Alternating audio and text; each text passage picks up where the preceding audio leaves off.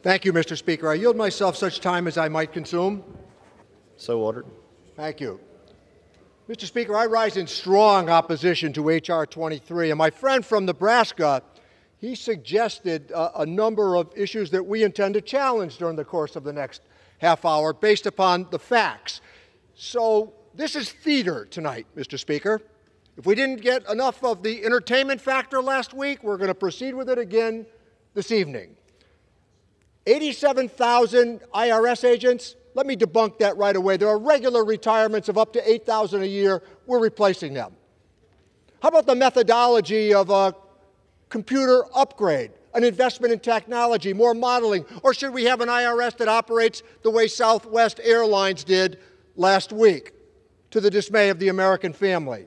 This is a messaging bill, Mr. Speaker, and the message that they choose to send, and let everybody understand this, the first bill that they have submitted, according to the Congressional Budget Office, adds $114 billion to the federal deficit.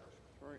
Legislation number one, they don't want a fairer tax administration. They think it's bad for some of their supporters. But you know what? What they're attempting to do tonight is bad for middle-class families. It's bad for small businesses, who then are asked to pay more when the people at the top don't pay their fair share.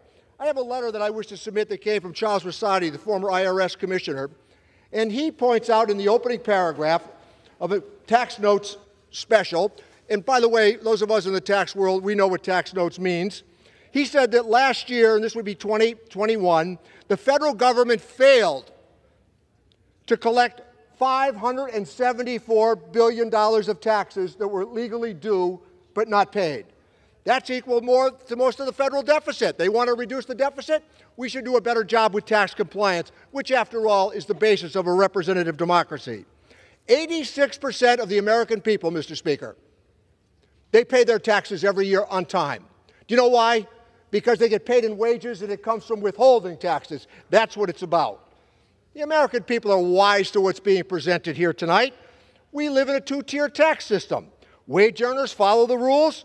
Wealthy billionaires, they get to skirt their responsibilities, and that's what we're being asked to vote on tonight.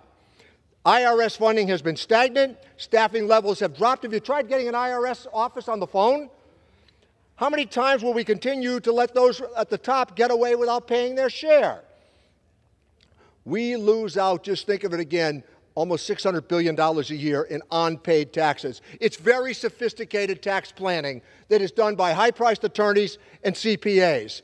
It's estimated that this could be up to $7 trillion because we score items over the course of 10 years. So what might this funding pay for? How about Social Security?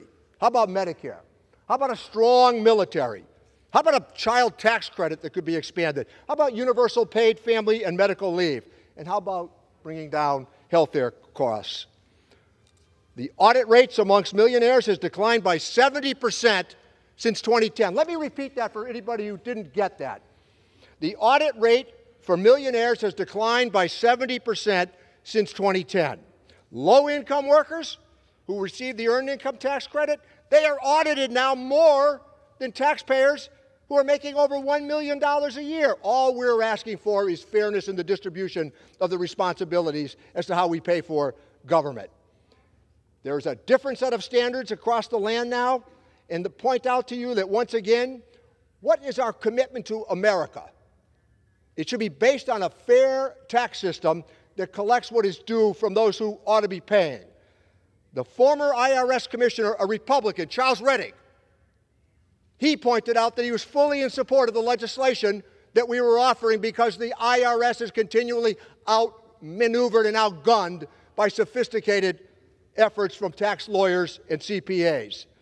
We have to put American families over the politics and the distribution of theater that we're witnessing tonight. See through this legislation and vote no. I reserve the balance of my time, Mr. Speaker. The request will be granted without objection. The gentleman reserves. The gentleman